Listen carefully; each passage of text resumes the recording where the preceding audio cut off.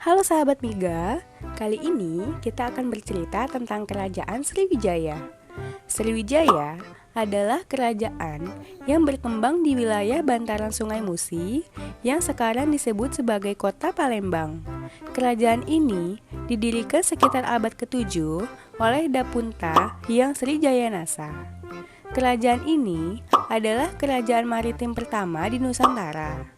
Dan Sriwijaya juga dikenal sebagai kerajaan Buddha, sehingga banyak dari para pendeta Cina datang untuk mendalami ajaran agama Buddha. Dapunta Hyang Srijayanasa adalah pemimpin pertama dari kerajaan Sriwijaya. Adapun arti dari nama kerajaan Sriwijaya adalah Sri yang berarti bercahaya dan Wijaya yang berarti kemenangan, hingga dapat diartikan dengan kemenangan yang bercahaya atau gemilang. Bukti sejarah dari kerajaan ini ditemukan dari abad ke-7 dari catatan seorang pendeta Cina yang bernama Itsing. Ia menulis bahwa ia mengunjungi Sriwijaya pada tahun 671 Masehi. Ia berkata bahwa pusat kerajaan Sriwijaya terletak pada kawasan Candi Muara Takus yang lebih dikenal sekarang sebagai Provinsi Riau. Bukti lain mengenai sejarah berdirinya kerajaan Sriwijaya ditemukan juga di Prasasti Kedukan Bukit. Prasasti ini ditemukan di Palembang yang kira-kira berusia 683 Masehi. Pada saat itu, kerajaan Sriwijaya dikenal sebagai kerajaan yang sangat besar.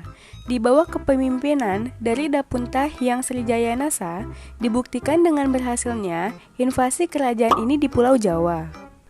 Pada masa Raja Samaratungga, pada tahun 795 hingga 835 Masehi, ekspansi militer Sriwijaya sudah mulai berkurang, sebab Raja Samaratungga lebih banyak menghabiskan sumber daya untuk memperkuat penguasaan kerajaan di Pulau Jawa.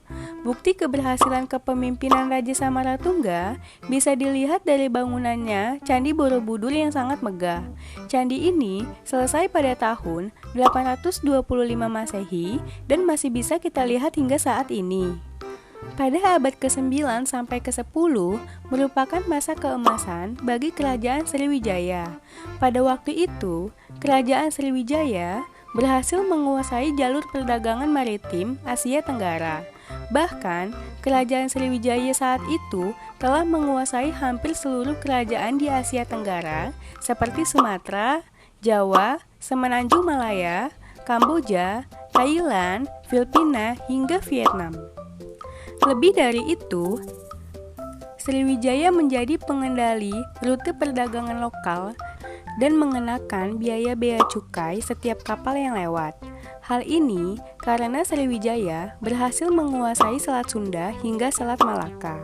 Selain itu, kerajaan Sriwijaya juga mengumpulkan kekayaannya dari hasil pelabuhan dan gudang perdagangan yang melayani perdagangan para saudagar-saudagar dari Tiongkok dan India.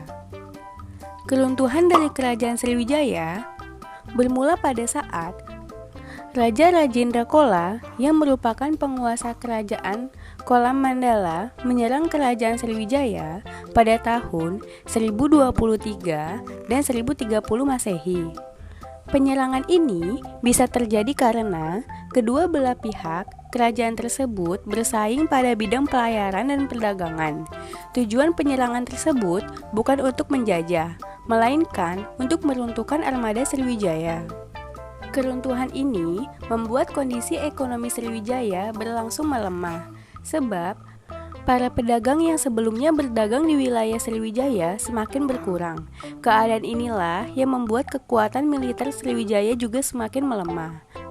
Kondisi ini membuat para prajuritnya melepaskan diri, hingga akhirnya kerajaan Sriwijaya ini mulai mengalami keruntuhan pada abad ke-13 Masehi.